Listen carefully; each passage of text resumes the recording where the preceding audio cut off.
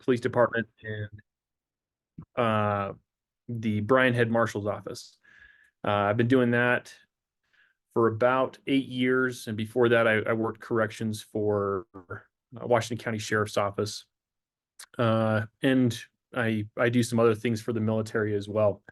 But for the instruction, or the period of instruction today, I was asked to answer a few questions, and Carissa let me know that essentially you guys were wanting to know a little bit more about the Good Samaritan law, when to call law enforcement, and as it relates to crises experienced by people experiencing a mental health episode or something of that nature, what to expect from law enforcement, what training do law enforcement personnel go through with regard to mental health and interacting with those in the community who may be experiencing crises, and what the reporting laws and resources are that are available to other stakeholders, other community stakeholders, you guys including. So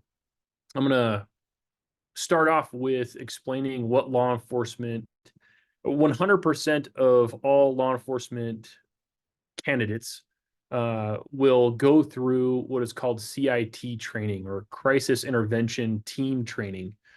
And it was first developed in Memphis, and CIT provides law enforcement-based crisis intervention training for assisting individuals with mental illness and those people who are experiencing those mental health crises. And it is designed to improve the safety of the law enforcement officer as well as the consumer.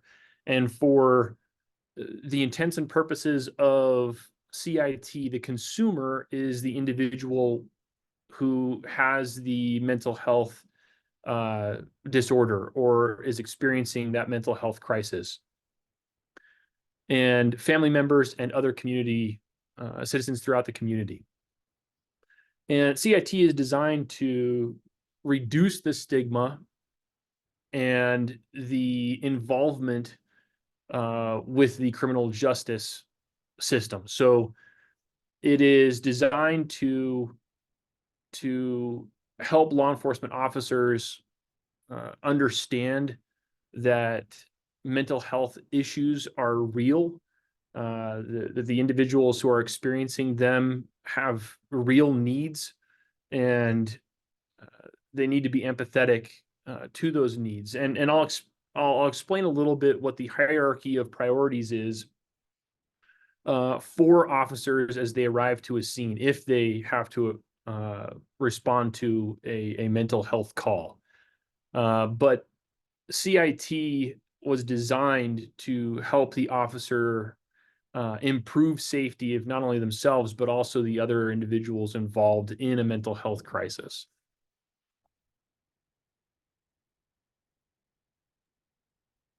Zach, really quick, for persons with substance use disorder, are they under that mental health umbrella also? Yes. So a term that we'll run into in law enforcement often is like a drug-induced psychosis or other things that are derived from substance use. And so they would also fall under that umbrella. Really, it's the officer responding to an individual who is not in their normal healthy frame of mind, and approaching the situation differently than they would someone who is mentally stable or healthy. Thank you. And so the basic goals of CIT are, again, to improve officer and consumer safety and to redirect the individuals with mental illness from the judicial system to the healthcare system. I think it's appropriate. I think it's a really important shift, especially as we recognize substance abuse a little bit differently than we have in the past. Again, trying to remove the stigma associated with it and helping those people who have these problems. especially when we consider that a large portion of these individuals are simply self-medicating to try to minimize or become unaware of the mental difficulties they're experiencing. So again, these sorts of incidents require a different approach than what may have been a traditional approach from law enforcement. And I'd say that the vast majority, if not all, of the law enforcement personnel in this area, I can't speak for other areas, we all have a pretty good awareness of those needs, although obviously our skill and proficiency could always improve in that regard. But some of the ongoing elements of CIT include multiple stakeholders coming together to form a sort of multidisciplinary task force designed to again help these individuals. So we have the law enforcement, advocacy, and mental health communities. And advocacy is a community that consists of multiple kinds of stakeholders, including the consumers' families and people like that. So law enforcement, advocacy, and mental health communities are working together to help these individuals. And examples of these agencies, these communities working together are, as listed here in the slide, CIT officers. Mental health court is a really good community resource. When someone who has broken the law, but it has been determined that it is derived from some sort of mental illness, then mental health court is a really good option for these people. And in order to get them rehabilitated, to get them services they wouldn't otherwise have received, those sorts of things. You also have nonprofits and NGOs. NGOs are non-government organizations. And one of a really good example of a public resource here locally is the Southwest Behavioral Health Center, which has got a ton of resources and can help people orient themselves in a direction they need to go to find help for their particular needs. CIT promotes and helps facilitate community ownership through involving all of the community stakeholders in the planning, implementation, and networking of CIT principles. So again, it's not just trying to remove the stigma of mental health, substance abuse, those things with officers, but also with the broader community and helping people understand that this is a much more nuanced problem than many of us maybe traditionally would have liked to admit. Some examples of this, so the policies and procedures specifically addressing CIT needs as they relate to a law enforcement agency, for example, is that most agencies, and I can speak for the law enforcement agencies here in this area and in Washington County, that at least a fifth, but more like a quarter of the force, and this includes correctional personnel, are CIT officers, which means that they've gone and conducted a 40-hour course. It's not just a familiarization with CIT principles, but an in-depth course that is designed to help these officers understand how to approach mental health crises and those consumers experiencing them. Dispatchers are trained quite extensively. So dispatchers will go through a fairly extensive dispatcher exclusive CIT training so they understand better how to ask questions during a crisis, how to de-escalate over the phone, how to interact with these people, and then simultaneously be able to inform law enforcement as they're arriving on scene, or the individual who made the call, or the complainant. CIT officers will be dispatched to known or suspected crisis calls.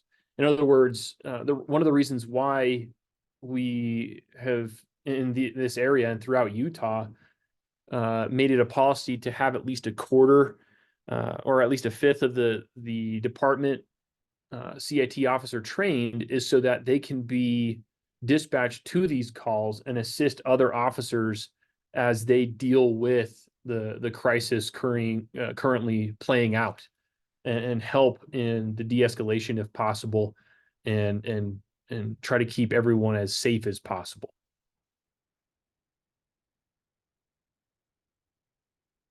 The operational elements of CIT consist of the CIT officer, dispatch, and CIT coordinator. So that's the law enforcement role, or those are the law enforcement roles. And they are supposed to be working hand in hand with other community stakeholders as well. So the advocacy community as well as the mental health community. The CIT curriculum, again, 20 to 25% of officers will go and participate in this 40-hour training, but it's comprehensive, and it emphasizes mental health related topics and crisis resolution skills and de-escalation training. And again, all dispatchers are trained in how to interact with these individuals as well. And then a part of the operational element as well is to have a mental health receiving facility. And that includes behavioral medicine, which I think, I believe at all of the hospitals locally, at least with Intermountain, we have the resource of taking people and committing them to the hospital and the behavioral medicine unit. And I'll get into that in just a second. But what it takes for an officer to either help in committing someone to the behavioral medicine or involuntarily admitting someone to the behavioral medicine unit at these hospitals. But it's imperative that each community have a resource like this. So the sustaining elements of the CIT program are as listed on this slide here.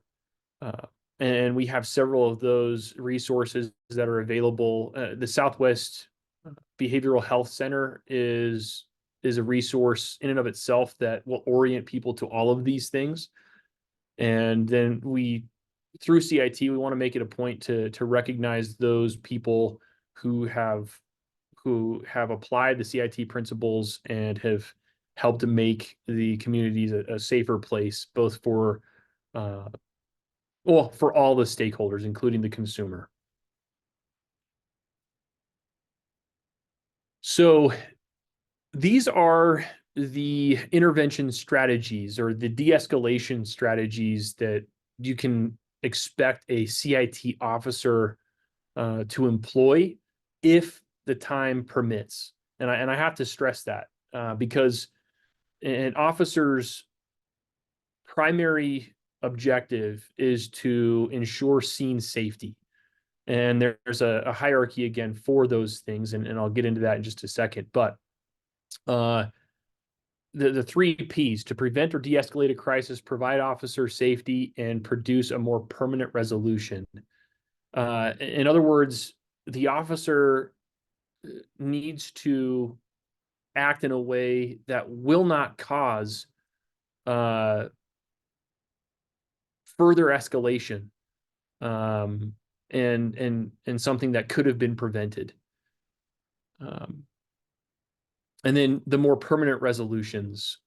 For example, if you're called for a suspicious circumstance, and that's talking specifically about an officer, the officer arrives and the subject believes that the FBI is watching over him. He has just shaved his head because he believed there were cameras in his hair. So what is a more permanent resolution? Documentation, finding history, getting in contact with family, trying to get them committed to behavioral medicine, whatever it is that we can do to keep this individual safe and not have to involve the criminal justice system in general.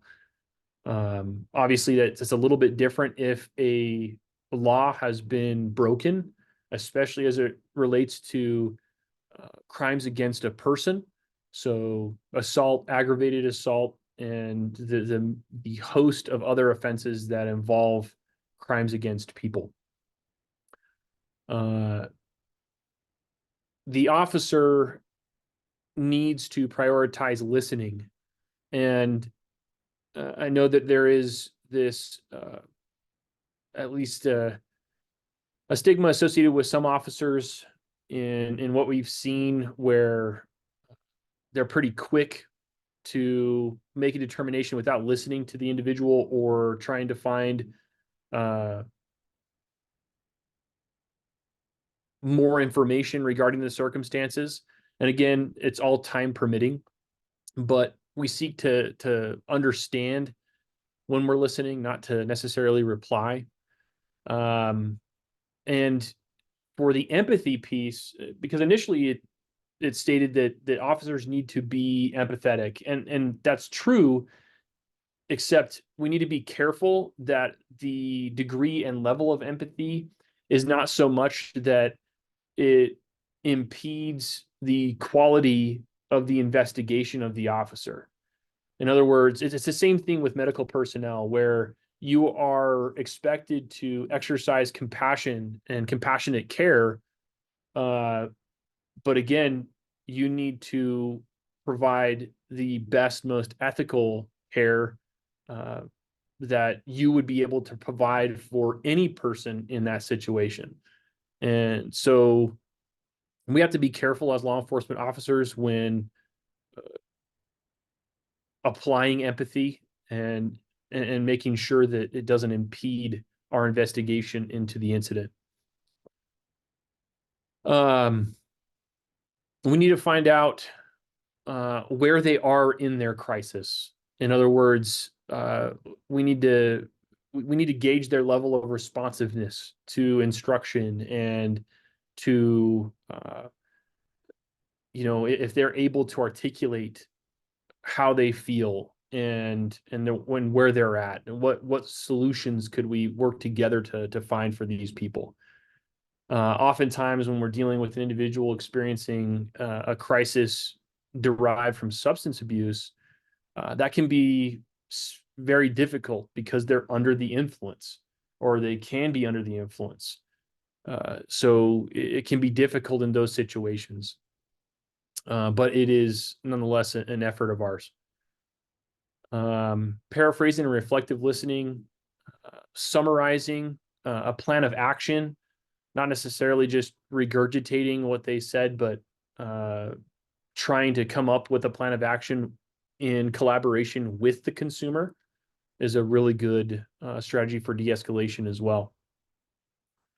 The ABC method, which is achieving contact, boiling down the essentials, and constructive action, right?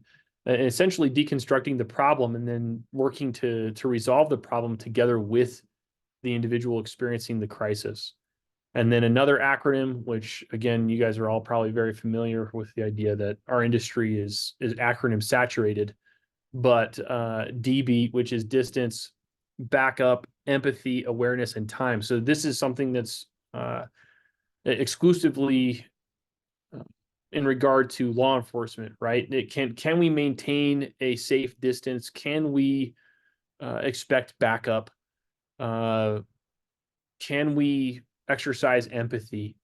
Are we in a situation that we can apply complete awareness, and do we have time? If you were to think of an incident where time really wouldn't be on our side, it'd be a barricaded subject, or a situation where we have a hostage or hostages, and time really is an important factor in what kind of tools we're able to employ to resolve the situation. In regard to the Good Samaritan law, at least as it relates to Utah, a person who renders emergency care at or near the scene of or during an emergency gratuitously and in good faith is not liable for any civil damages or penalties as a result of any act or omission by the person rendering the emergency care, unless the person is grossly negligent or caused the emergency. In other words, if you are acting with any degree of reasonableness, and as statute is concerned, reasonable means essentially, would an individual in your situation with your training and experience have acted in a similar way? And that would be considered the threshold of reasonableness. So rest assured that you are protected from liability, both from civil and criminal penalties, if you are acting in good faith and trying to do best you can with what you have at the time.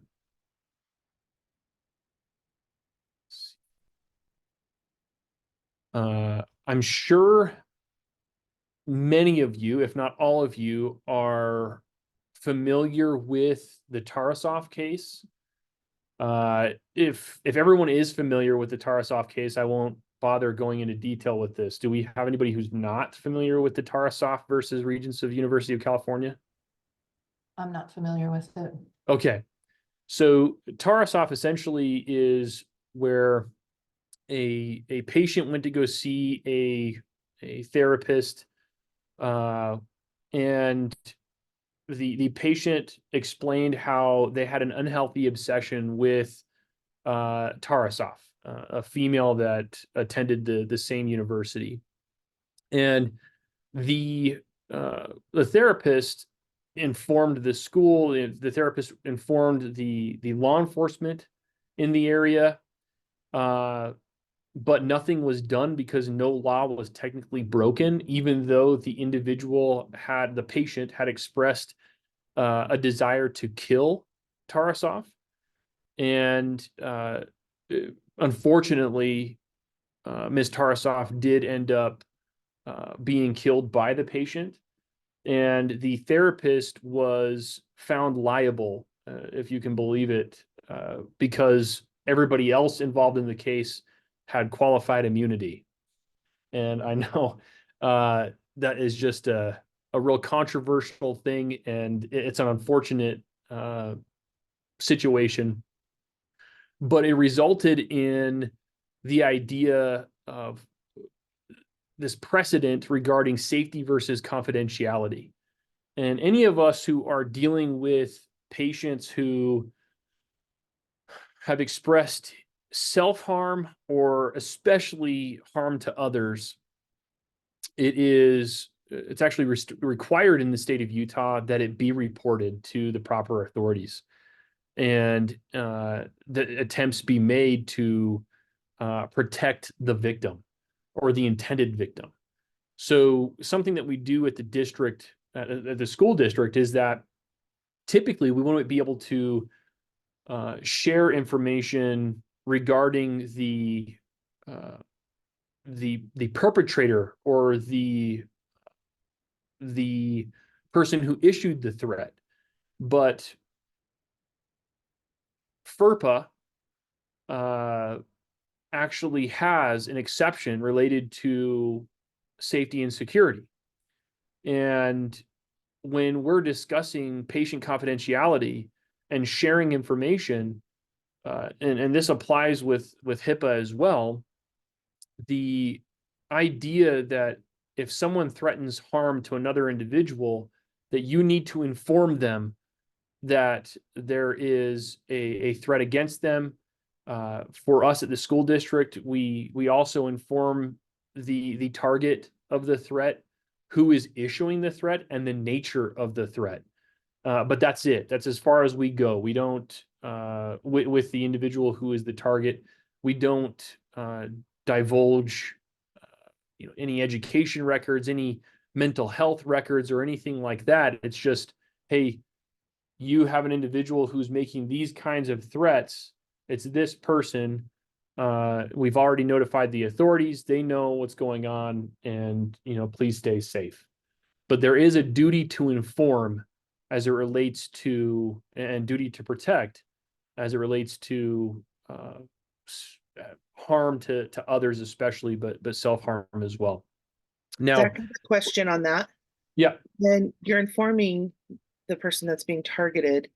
Is that on, do you feel like that's the responsibility like on the healthcare worker or the teacher or whoever it is, or is that a law enforcement role?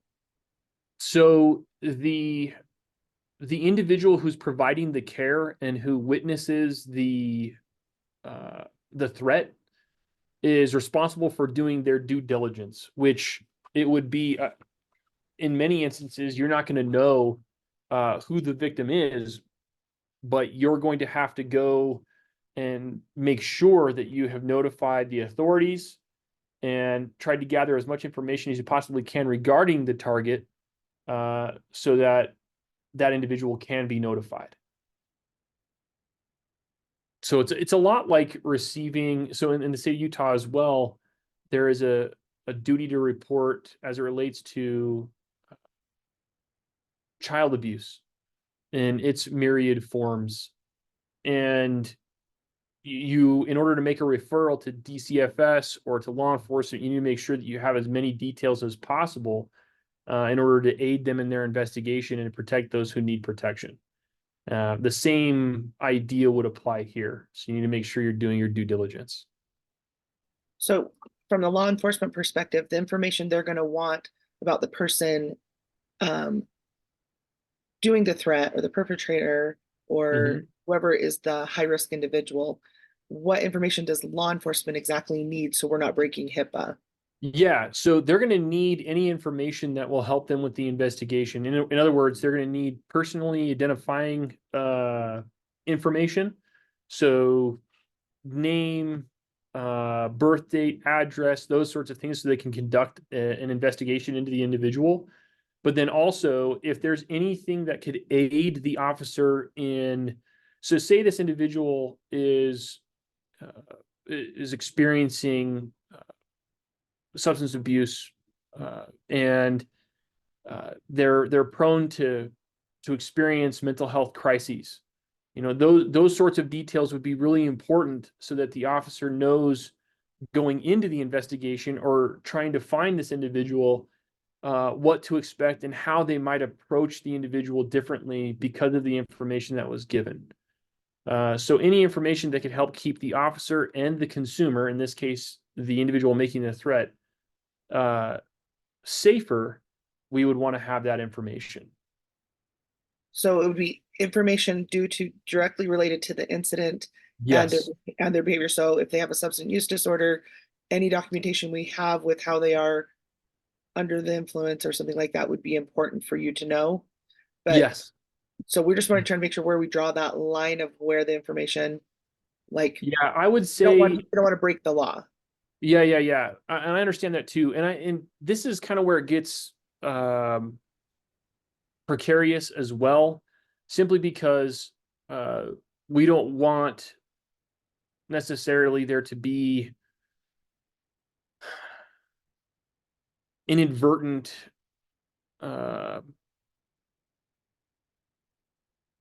we don't want to incriminate the individual, right? And necessarily in that situation, but you can state, hey, this individual does experience these sorts of episodes occasionally. Please be aware of these things. Does that make sense?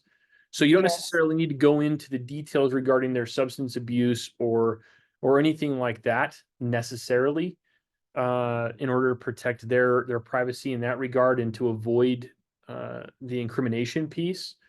But if it is related to their mental state and you as a clinician or other mental health provider know that they experience a certain kind of mental health problem, that would help the officer in approaching the situation appropriately. Does that make sense? Okay. Is there anyone else has any other questions on this?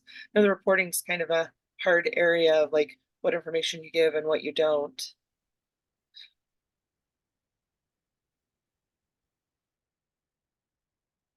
Okay. All right. So when do we want to involve law enforcement? This is a question that comes up pretty frequently. And I have to stress the fact that when we're dealing with mental health crises, uh, everyone is sort of at a loss in the moment of how we can help these individuals, especially if there are people in danger. And that's why we have this sort of prioritization of things and people we need to keep safe, right? During an incident. So the threshold of behavior meriting a law enforcement response is typically going to be harm to self or harm to others. That's when we start involving law enforcement. So it's not when necessarily an individual is raising their voice or talking to themselves or something of that nature. But if you perceive in them a danger to themselves or that they've expressed a desire to harm others, either implicitly or explicitly, then that's when we start getting law enforcement involved. The Another threshold would be if the individual has broken the law. So say you've trespassed an individual from the property and they have gained access to it again. You'd want to involve law enforcement, but this would be really important too, because oftentimes we can perceive an individual a mental health issue, and maybe that was the reason why we had them trespassed from the property in the first place, because they're unstable, they pose a threat to themselves or your clients or patients. Therefore, they've been trespassed from the property. Information in with regard to previous incidents you've had with the individual would be absolutely vital in understanding not only the consumer or the patient, but also how the officer may be able to respond. Because more than likely, these individuals are uh,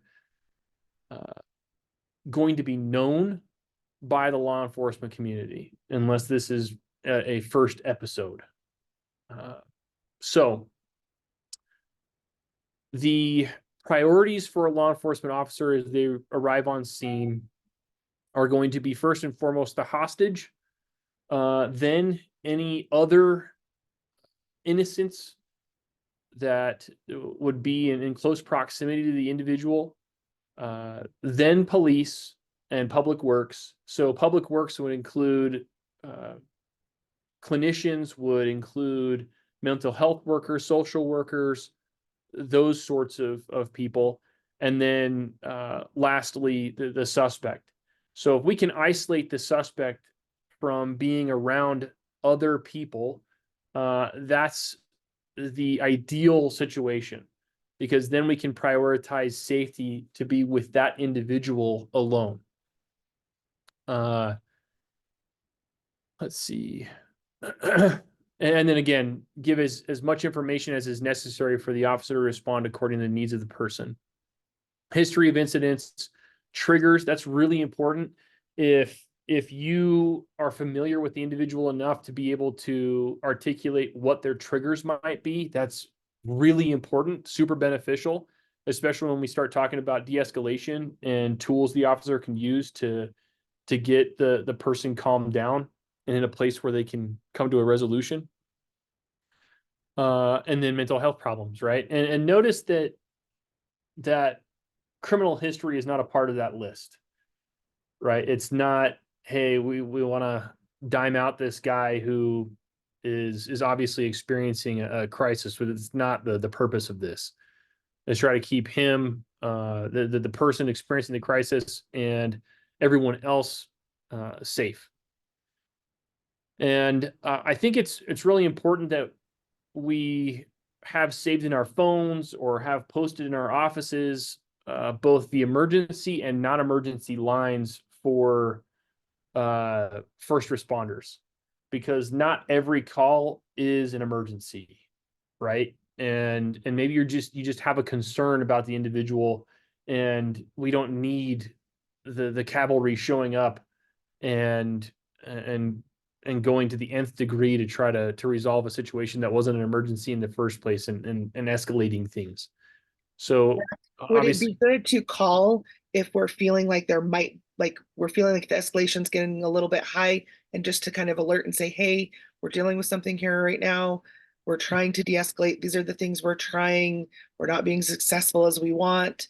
Just to kind of give you an alert that maybe there's an issue that needs to be responded to quickly.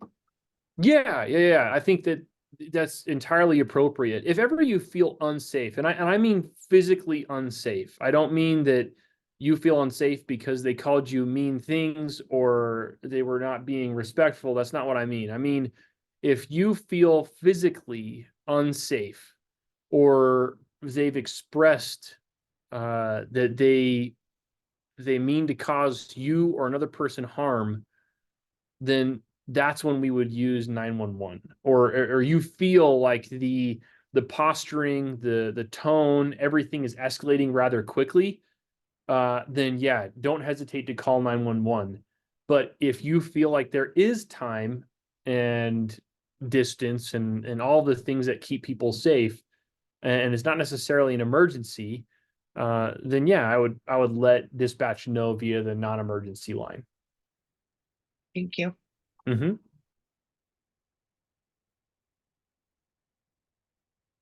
So this is where we get into civil commitments. And a civil commitment is a legal process through which an individual with symptoms of severe mental illness is court ordered into treatment in a hospital. It can be inpatient or outpatient, and it can be voluntary or involuntary.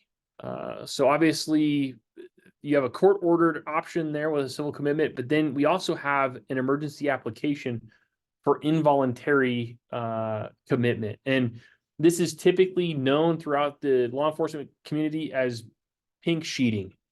So pink sheeting an individual is where a peace officer, essentially, because of the situation, because of uh, the behaviors and the oddities manifested by the individual experiencing the crisis, they elect to involuntarily commit this individual to behavioral medicine at one of the hospitals. And they can do that. And typically it's for only a 24-hour period. And this is really important for people who are either suicidal or something of that nature. So if they're threatening other people, then most likely there's going to be involvement with the judicial system. But if it is self-harm, then the police officer does have an option to involuntarily commit an individual for a period of 24 hours to behavioral medicine. If there is a need to do so, then they can file for a 48-hour hold, and essentially a 24-hour extension of that initial commitment. And but that needs certification from a medical doctor to be able to do that sort of a thing. So that is an option and something that the officers can do if need be. And then these are some resources that I have provided for you guys. Just it's by no means an all-inclusive list or exhaustive, but each one of these resources represents, essentially, it's a repository of myriad resources that we can use as community stakeholders to help those in need of mental health treatment. And I don't know if you guys have access to those hyperlinks or not, but I would imagine that we can share these slides with you guys. Carissa, do you know?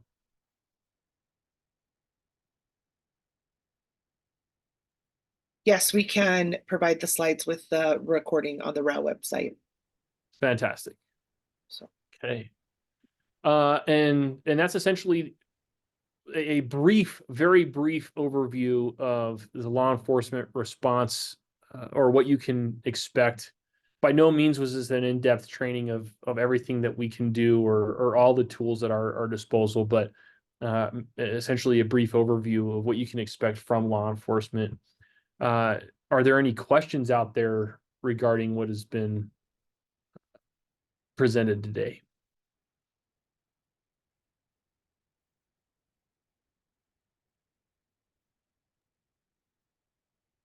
Zach, I just wanted to talk again about when we're calling and we're saying what de-escalation, because if we're trying to use some de-escalation techniques, does law enforcement interested in what we've already tried? Like having Oh, some documentation of things, even just in that incident or things we've tried in the past? Would that be information you would want to know? absolutely. I think, well, every department's going to have their own standard operating procedure as it relates to crisis calls. And they will go through their own list of things to try if, again, time permits and the environment permits. But knowing what has been tried before would be very useful. Absolutely.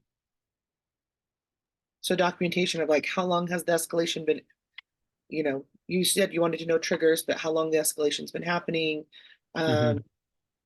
what's been tried so far, maybe what's worked up in the past or not, things like Yeah, that. I would imagine it's going to be pretty difficult for you, especially, okay, so when people have gotten to the point where they're calling law enforcement, typically it's already reached a boiling point, right? So being able to articulate all of those details will be somewhat difficult. But if you can over the phone describe uh, what it is you're experiencing with this individual currently, what's been tried as much as is possible, yes, that would all be helpful. Uh, but understandably, it may be difficult depending on the situation.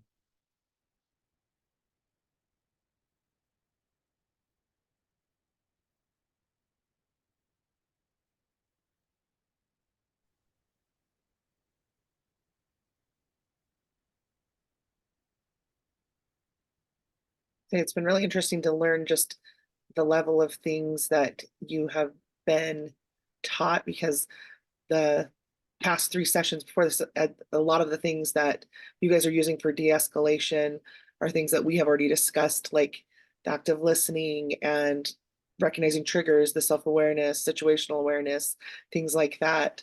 So it was really interesting to see how well they worked together, and that, yeah, Yeah, absolutely. Well, and wouldn't be I using think things that's if they didn't derived. work. Yeah, I think that's derived from the efforts made by the CIT program. And this has been going on for at least since I've been a police officer, which is going on 10 years. But the CIT program definitely precedes me. So it's been an area of emphasis, although there has been need for there continues to be refinement of our processes and procedures. So uh, I can't stress enough how important it is that all of the community stakeholders are involved in planning and communicating and working together, collaborating to help these individuals out.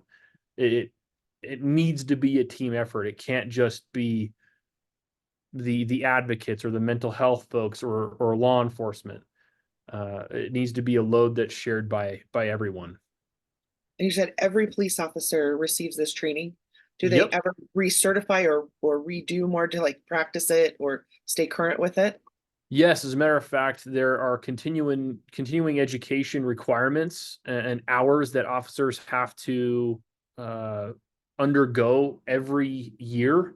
So on an annual basis, we're receiving refresher training on CIT principles, de-escalation, arrest control, all of those sorts of things. And that's mandated by the state. But every single officer, whether that be correctional or a patrol officer, is goes through this training on at least an annual basis.